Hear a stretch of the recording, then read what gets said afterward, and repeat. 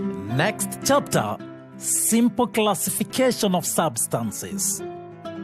Now, we talked about matter in the previous chapter. In order to study matter, we need to classify various forms of matter according to their shared physical characteristics to make it easier. Matter, whether in solid, liquid, or gas, can be classified either as a mixture or as a pure substance. A mixture can either be homogeneous or heterogeneous. Pure substances, on the other hand, can be classified either as elements or compounds. By the end of this Form 1 chemistry, we should have exhausted studying each and every part of this chart. We've done matter. Now let's go to mixtures. A mixture is made up of two or more substances that are not chemically combined. Therefore, mixtures do not have specific chemical properties. Their properties depend on the substances or components that make them. The component of a mixture can be extracted using appropriate separation methods. Depending on their appearances, mixtures can be heterogeneous or homogeneous. The components of some heterogeneous mixtures can be distinguished with the naked eye and are not evenly distributed. The components of some heterogeneous mixtures can only be distinguished using a microscope. This is the case with colloids. The components of a homogeneous mixture or solution are evenly distributed, and so they cannot be distinguished, not even with the microscope.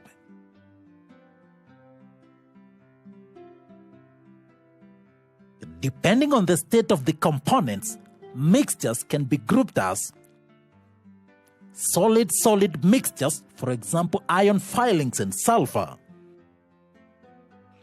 Solid-liquid mixtures, for example, sugar in water solution. Liquid-liquid mixtures, for example, alcohol and water. Liquid gas mixtures, for example, carbon dioxide mixed with water. And gas-gas mixtures, for example, air, which is a mixture of several gases. A large part of studying matter requires substances in their pure form, and yet matter exists in nature, mostly as mixtures. Fortunately, scientists have devised various methods of separation of the components of these mixtures. Each method is appropriate for a certain kind of a mixture.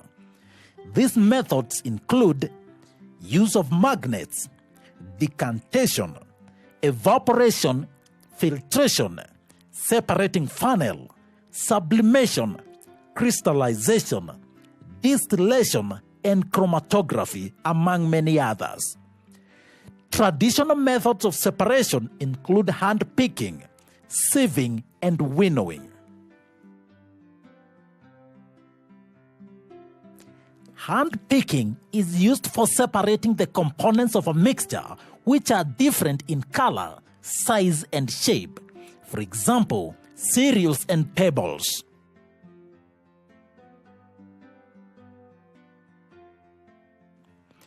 Sieving is a method used for separating solids when the constituents of the mixture are of different sizes. Winnowing is generally used to separate grain from husk after threshing. This method is based on differences in weight of the components of the mixture. The lighter components are blown away by the wind.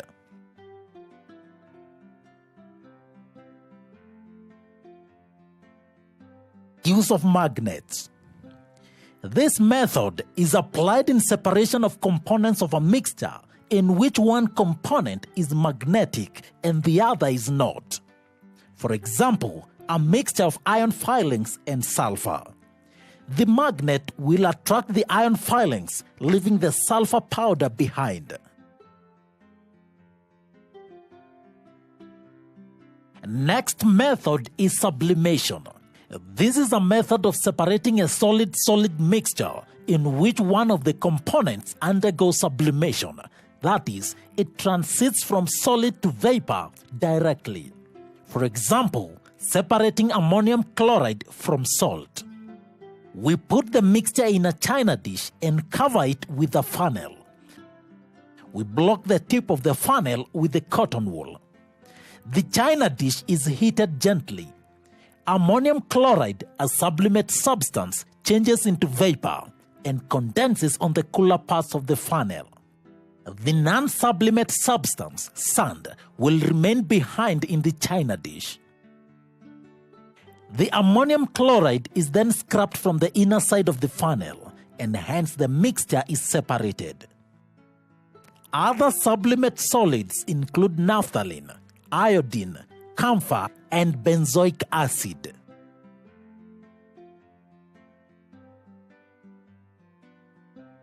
Solid-liquid mixtures. We start with sedimentation and decantation. This method is used to separate a solid-liquid mixture in which the solid is not soluble in the liquid, like water and sand. The mixture is allowed to stand for some time undisturbed. You will see that the sand particles settle down at the bottom of the container, forming sediments. This process of settling down of heavier insoluble particles from the mixture is called sedimentation. The clear water above the sediment is then gently poured into another beaker, leaving the sand behind. This process of transferring the clear liquid is called decantation.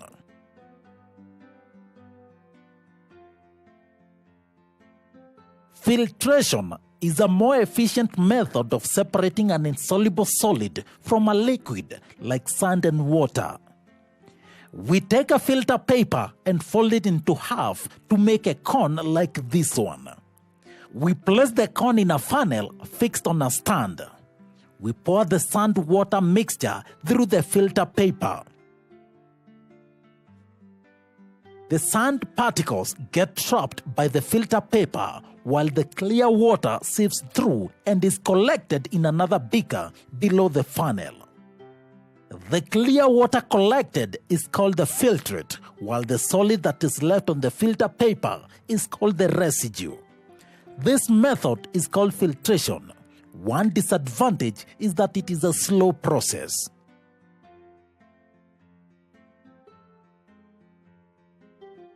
Evaporation is a separation method used to obtain a soluble solid from a solution, like obtaining salt from a salt solution.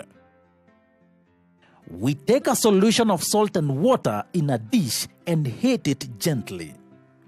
You will see that the water evaporates, leaving behind the salt as a white solid. Evaporation is used to separate non-volatile soluble solids from its volatile liquid solvent. One disadvantage of this method is that it is an expensive process when it's done on a large scale.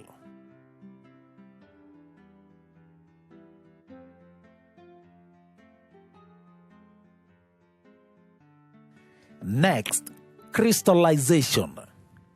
This is also a method of obtaining a solid from a solution.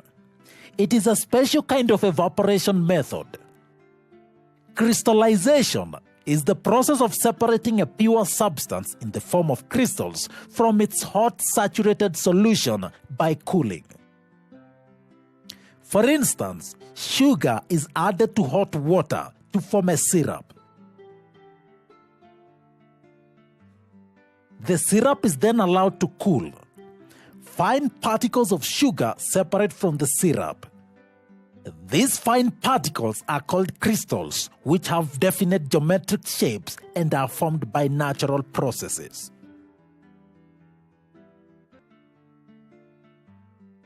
Crystallization can also be used in purification of substances. For example, we take a sample of impure copper-2 sulfate in a china dish. We dissolve this in water. We filter the copper-2 sulfate solution.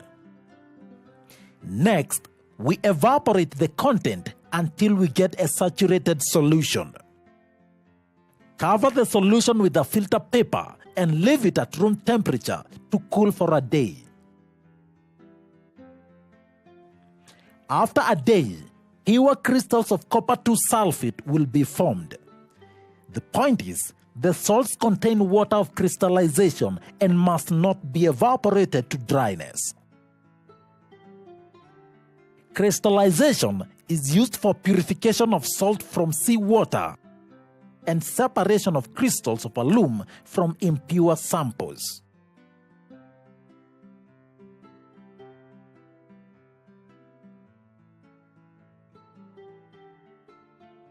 Distillation. Now, in evaporation, only the solid is obtained after separation. Distillation is a separation method for a solution in which both the solid and solvent are obtained. It is a process of heating a solution to form vapor and then condensing the vapor to form liquid. It is used to separate two or more substances in solution or for purification of water. This is the apparatus set up for distillation. Salt water in a retort is heated till the water vaporizes. The steam is collected in the beaker, which is connected to the retort by a Liebig condenser.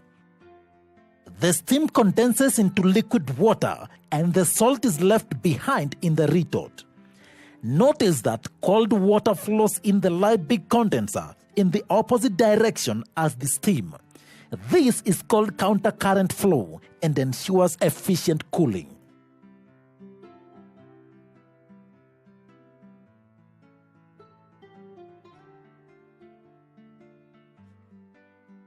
Next is separation of liquid-liquid mixtures. First method, separating funnel.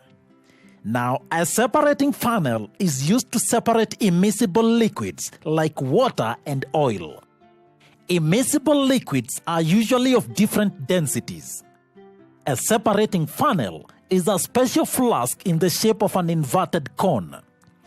It has a mouth at the top and a stopcock at the bottom.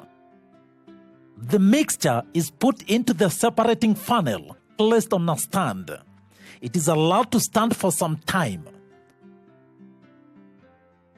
The two liquids form two distinct layers, with the lighter liquid coming to the top and the denser one at the bottom.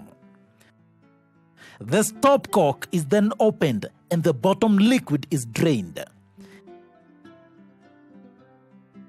Then the top layer is removed into another beaker, so the mixture is now separated.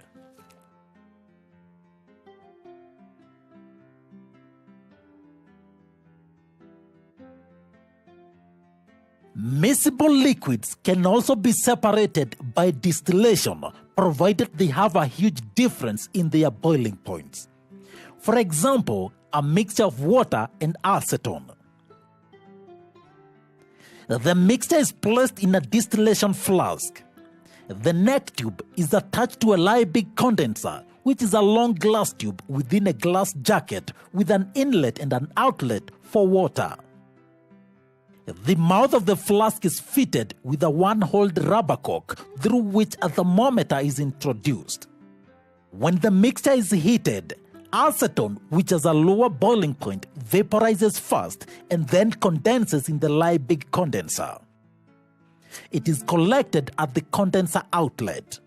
Water is left behind in the distillation flask.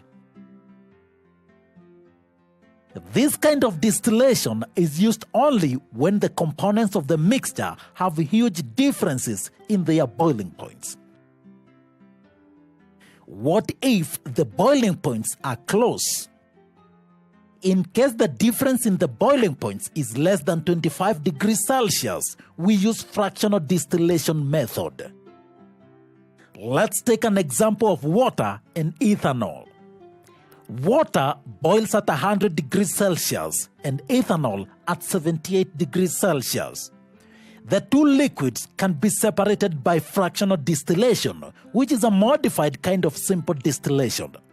The only difference is that a fractionating column is fitted in the distillation flask and packed with porcelain chips or glass beads. The fractionating column plays the role of allowing the water vapor to condense into liquid and flow back into the distillation flask before the boiling point of water is reached. The glass beads increase the surface area for condensation. When the mixture is heated, ethanol boils out fast at 78 degrees Celsius and the vapor is condensed in the Liebig condenser and collected in the conical flask. Water is left behind in the distillation flask. Again, observe the Liebig condenser uses countercurrent flow for effective cooling and condensation.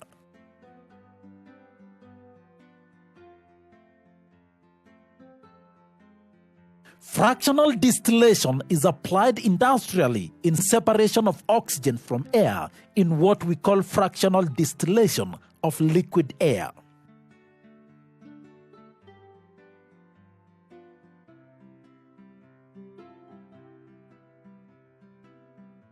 The last method of separation that we look at is chromatography.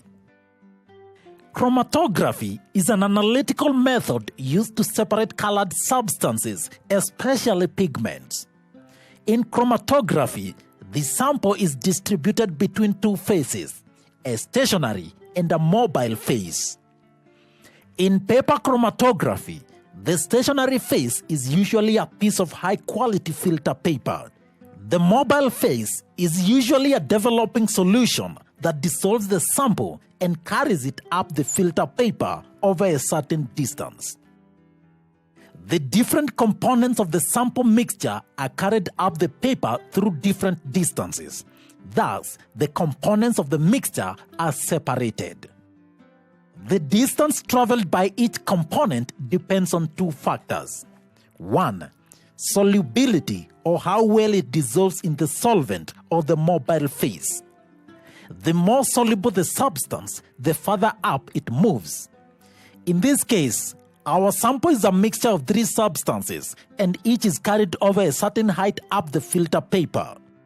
The one that moves the farthest is the most soluble. And secondly, adsorption, or how strongly the substance is attracted to the filter paper. The stronger the adsorption, the slower it moves. And so it's really a combination of these two factors that determine how far a substance moves. So in this case, we can say that the lowest substance had the strongest adsorption or the lowest solubility. You should notice that the mixture is now separated into pure substances. The horizontal line on which the sample mixture is placed is called the baseline. So the sample is placed on the baseline.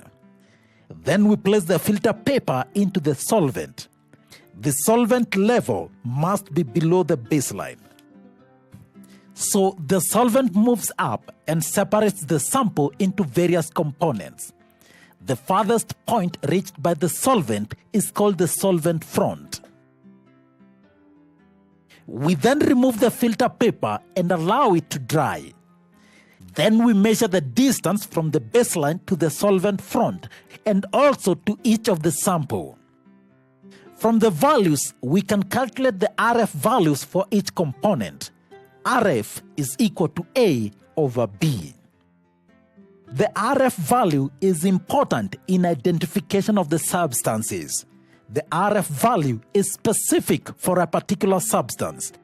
So you can refer to a standard table and identify the substance.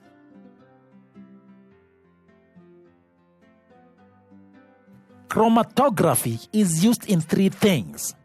First, to find out how many substances are in the mixture. In this case, we said it's 3 because we had 3 components. Secondly, to check for purity of substances. Pure simply means it contains only one substance. So if it separates only into one spot, then it's a pure substance. Ours was not pure. And lastly, to identify the substances. So we don't just want to see the substances separate, we want to know what they are. This could be based on their RF values, or alternatively, we can run a known substance along to find whether any components move the same distance. For example, if you have two known substances A and B and an unknown substance U, you can run them simultaneously on a paper chromatography. So we have A, then we place B, and then U. We place it in a mobile phase. The solvent rises and carries the components of the sample to different heights. From this chromatogram, we can conclude that the unknown substance is actually B.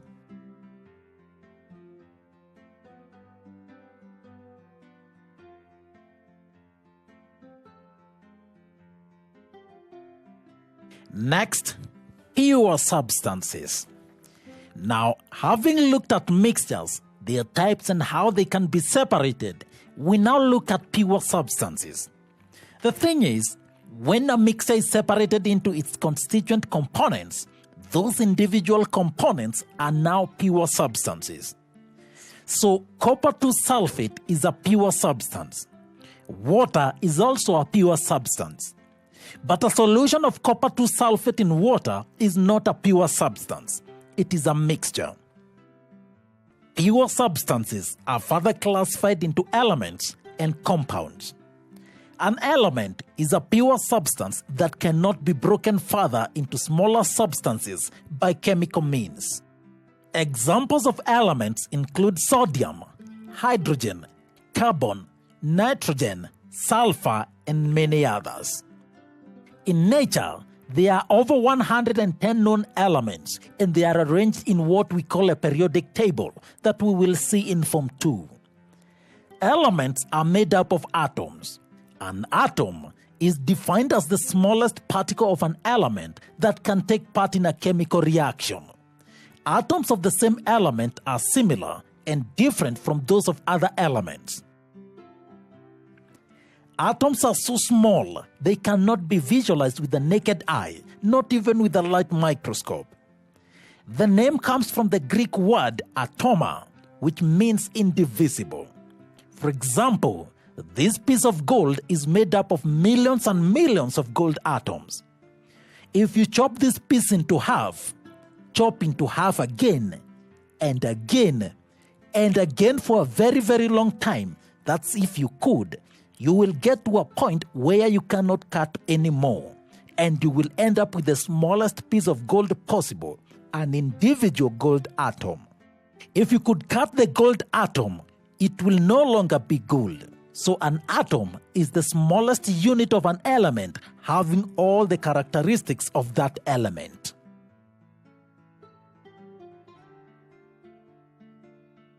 Atoms of some elements cannot exist independently, but join together to form small groups called molecules. For example, two hydrogen atoms join together to form a hydrogen molecule. Others include oxygen, nitrogen, chlorine, iodine, bromine, and many others. A molecule is therefore defined as the smallest particle of an element or a compound which can exist separately. Chemical symbols. In chemistry, elements are represented by letters. These letters are called chemical symbols. The chemical symbol of an element is usually the first letter alone or together with another letter of the element's English or Latin name.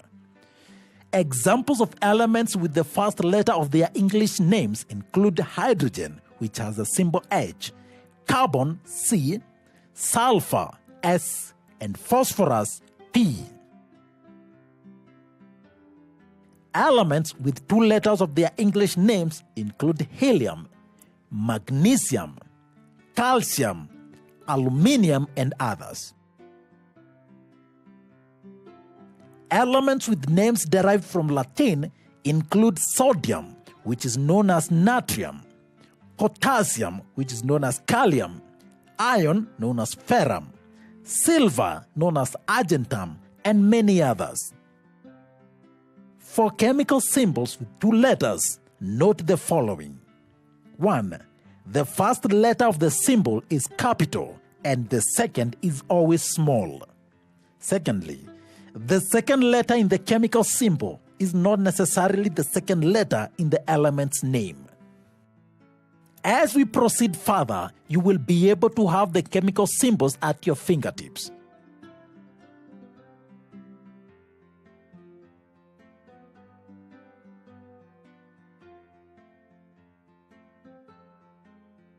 The next pure substances are the compounds. When two or more elements combine, we get a chemical compound. A compound is a pure substance made up of two or more elements chemically combined. Consider the element oxygen, and let's have just one atom of oxygen. And we have the element hydrogen, and let's have two atoms of hydrogen. If the two hydrogen atoms combine with one oxygen atom, we get a chemical compound, water. So water contains two hydrogen atoms and one oxygen atom that are chemically combined. Look at the element carbon, and let's have one atom of carbon. And next we get the element oxygen, and let's have two oxygen atoms. If we combine one carbon atom with two oxygen atoms, we get a compound called carbon 4 oxide. So, what is the difference between mixtures and compounds, you might ask? Well, the difference is that in mixtures, the substances are not chemically combined. Rather, they are physically combined. This way, each component of a mixture retains its chemical and physical properties. In compounds, the elements are chemically combined. This results into a new product that has completely different physical and chemical properties from those of the individual elements. Consider sulfur powder and iron filings. When we mix them, each retains its physical and chemical properties. The sulfur in the mixture is still a yellow powder, and the iron filings are still dark gray.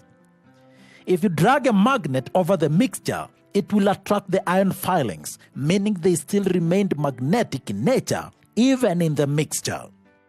However, if the mixture is heated, a chemical reaction takes place that bonds the elements together.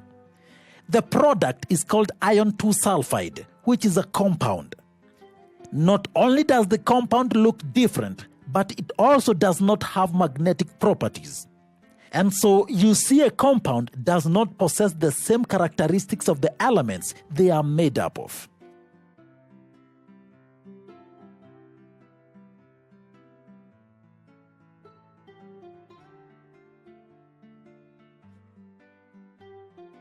Finally, we look at chemical equations. Chemical equations are used to show the chemical reactions that take place during the formation of compounds. The substances that combine are called reactants, while the resulting compounds are called products. Reactants are written on the left and products on the right of the arrow. For example, in the formation of iron 2 sulfide, iron combines with sulfur to form iron 2 sulfide.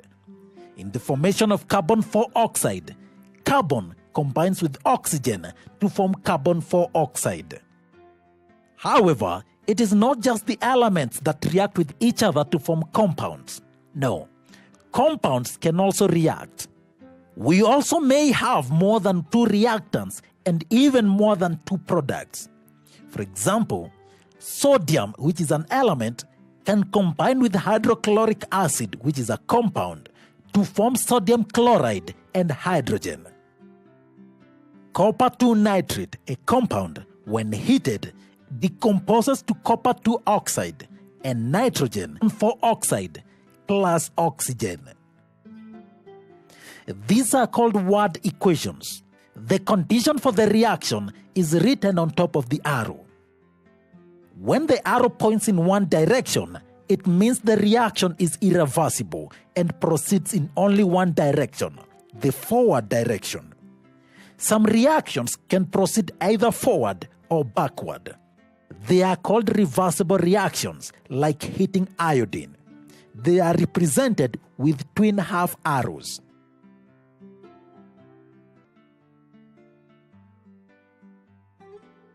So now, if you look at our chart, we have exhausted all the components. But as we said, chemistry is the study of matter. So from here onwards, we will be studying the behavior of matter, and particularly the pure substances, elements, and compounds.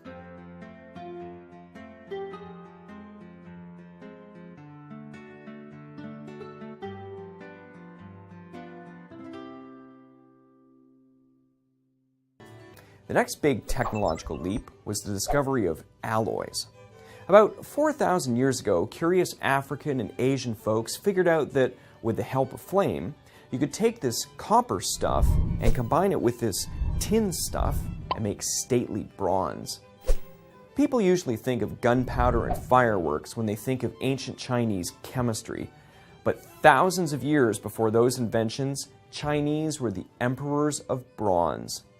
Ancient China produced thousands and thousands of bronze objects they used in rituals. Plates, cups, bowls, and other vessels were used for offerings to ancestry at family temples and for burial rites. It took a lot longer for ancient chemists to figure out iron. Turning iron ore into something useful was a much more complicated process than making bronze. But with the help of fire, iron production and smelting began around 1200 BC in the Middle East, and it took another few hundred years to spread to Europe and China. But the true masters of iron were in India. By about 300 BC, India was making steel, something Europeans didn't figure out for centuries. The Indian fusion of iron and carbon made swords of so-called wootz steel that were resilient, sharp, and strong. Today, there are refined production techniques for making all sorts of steel, but the swords of Damascus steel were extraordinary for their time. 2,300 years later, scientists still can't replicate the technique for making the razor-sharp blades.